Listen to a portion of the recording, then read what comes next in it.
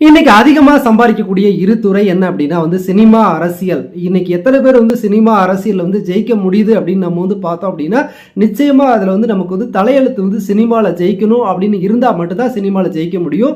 அதே போல தான் அரசியல்லையும் இந்த ரெண்டுக்கும் ராஜயோகம் இருந்தால் மட்டும்தான் சினிமா வாய்ப்பும் கிடைக்கும், அரசியலுக்கு போகக்கூடிய வாய்ப்பு கிடைக்கும், மக்களோட செல்வாக்கும் கிடைக்கும்.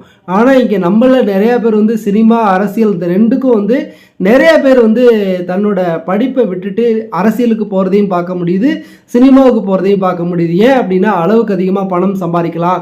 ரெண்டு துறையிலையும் வேற எந்த துறையிலையும் அவ்வளவு எளிதாக சம்பாதிக்க முடியாது. இன்னைக்கு ஒரு திரைப்பட நடிகரோட சம்பளம் என்ன அப்படின்னா சாதாரண ஒரு நடிகரோட சம்பளம் 1 கோடியிலேருந்து 2 கோடி வரைக்கும் சாதாரணமாக சம்பாதிக்க முடியும். நான் சொல்கிறது ஒரு வருஷத்துக்கு 3 படம் நடிக்கிறாரு, கிட்டத்தட்ட ஒரு படத்துக்கு 2 கோடி ரூபாய், ஒரு வருஷத்துக்கு 6 கோடி ரூபாய் சம்பாதிக்கக்கூடியது வேற எந்த துறையிலையும் சம்பாதிக்க முடியாது.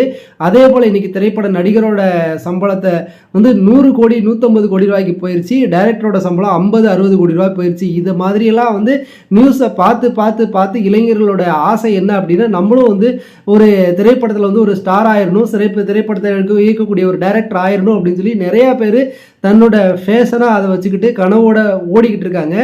ஆனால் இன்னைக்கு உள்ள பேரண்ட்ஸுகளுக்கு அது பிடிக்காம போகிறதுக்கு காரணம் என்ன அப்படின்னா பயம்.